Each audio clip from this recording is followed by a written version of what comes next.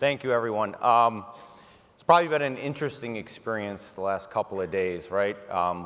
We're at a communications industry conference and we're talking about community and caring and love, right? You're probably some of you are going to go home and say, you know, I went to Connections and a lovin' broke out, right? It's really quite interesting. But we actually think that's the critical dialogue for all of us to have, right? Tom Williams opened up and he used the phrase, there's a war going on out there. And you know, he's right? I talked to some customers even yesterday, and they were talking about some of their competitors who have a little bit of fiber here and there, and they're out there and they're saying, hey, we've got fiber too, right? And the interesting thing about a war is sometimes competitors resort to dirty tricks, right? And as Michael pointed out, it's not like the average subscriber understands the difference in the technology. And you can spend a lot of time and a lot of money trying to educate the subscriber who really doesn't want to understand what a symmetrical service is, right? And why it's better. In the war, we think your most powerful tool is your brand. A strong brand is not some interesting little thing on the side. It's creative, it's interesting, it's catchy. It's actually something you can use to create a moat around your subscribers and around your communities that no one can come in and say, I got a little bit less expensive offering, come with me and steal your subscribers. So we don't want to just ask you to take our word for it. So we spent a lot of time, we looked across a lot of the leading brand studies that have been done over the last 10 years. And we took away 3 things that are really fundamental to how a brand can change your business and create that moat.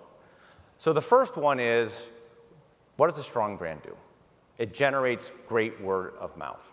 So you heard Caitlin yesterday, right? And she talked about how, you know, they're actually working with interested potential subscribers and they're throwing pizza parties and everyone's excited and they're creating influencers who are going out on social media.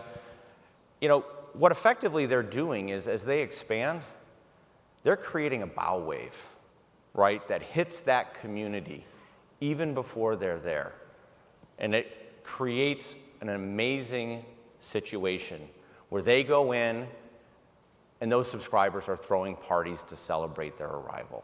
It's incredible, right? And it's important because when you look at the surveys and they ask consumers about how they make buying decisions, they find that on average, people are 91% more likely to buy a product or service when it's recommended strongly by their friends and family. Think about it, right? You see an advertisement and it looks interesting. Your friend calls you up and says, wow, this is amazing, right? I can't believe how much better my experience is now that I have this great app and I can see what my kids are doing, and if there's a problem, I know how to fix it and I can run a speed test. That is an incredibly powerful weapon. It also reduces price sensitivity, right? So Michael talked about, you know, the $30, $40 Bluetooth earpiece that you can get and works just fine with your phone. But what are 3/4 of teenagers in our country doing? They're spending $200, $300 because they want the Apple AirPod. And what's interesting is you look across different product segments and different brands, and you see the same thing. Because you may say, oh, that's Apple, right? You know, we're never going to be Apple. Who's going to be Apple? But when you look across all segments, consumers on average will pay 38% more when the product or service is from a brand that they value. 38%. So someone comes in and they're saying, oh, we'll give you 20% off, 20% less, et cetera.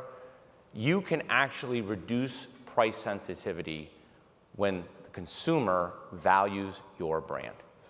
And the last one's really interesting. Increases in employee engagement, right? You may say, well, the brand is really about the customer. It's our promise to the customer, what we're going to do for them. But what's really interesting is people also want to work for an organization that they can be proud of, a great brand, a great mission. That's what drives employee engagement, a sense of purpose. And again, companies with high engagement and great brands, on average, are 21% more profitable than their peers. 21%. And it makes sense, right? Because an engaged employee who's actually proud of what they're doing, they're going to go the extra mile. They're going to spend the extra time. They're going to make the effort to do their jobs. Why? Because they actually believe in what they're doing. So I'd love to share an example of an organization that accomplished great things, and their brand was a huge part of driving that. And I'm not going to give you another dissertation on Apple or Tesla or some big company like that. Everyone buckle up. I'm going to share the brand story of Liquid Death. I'm serious. I didn't make this up. It's actually real.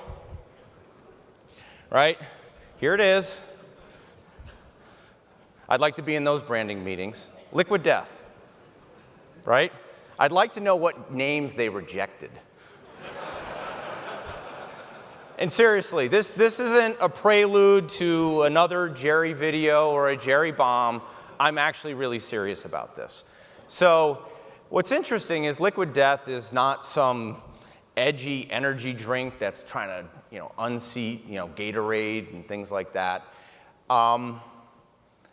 They're also not a microbrew, right? You might think, oh, that's that cool microbrew. They're going after bikers or something like that, right? Drink this and Liquid Death will help you on your next bike ride, right? Seriously, this is what they did. And what's interesting is they actually compete in what is truly the oldest consumer category in the world.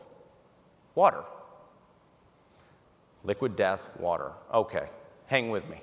So it was interesting. Their founder was a big fan of rock concerts, and he'd go to a lot of concerts, and sometimes he'd get backstage, and he noticed something interesting. The artists were taking perfectly good bottles of water, and they were pouring it into empty cans. Why? Well, because plastic's not cool, right? It's not great for the environment. And he had a genius idea, right? What if I took water and I put it in a can and I built an amazing brand for this segment? And he's built a company that in 3 years has grown to $133 million in revenue, right? 133. In their last round of funding, their valuation was over $700 million. A can and water, right? Not bad. I wish I had that idea. Anyway, what was really interesting, though, is how he built the brand, right? So like a lot of great entrepreneurs, he did an experiment, right? He actually went out and said, look, I'm going to spend that's his experiment. You start to see they're pretty good marketers, right? So they did this experiment. He created a campaign with $1,500 from his own pocket. And then he went and spent $3,000 on targeted Facebook advertising. $3,000. He put it out there. And after 3 months, they had more followers on Facebook than Aquafina. And millions of views. Millions and millions of views. Now, this is where it gets really interesting. So they didn't just build the brand to say death to thirst. Actually, it was death to plastic, right? And they backed it up. They actually put 10% of their profits into plastic cleanup. So what were they doing? They were tying their brand to their mission, right? And when I meet with many of you and your teams, you guys have incredibly meaningful and ambitious mission statements, right? And so that's the key question, right? Is my brand actually speaking to my mission? The higher calling of what I'm looking to do, which is something that the big giants, quite frankly, don't care about.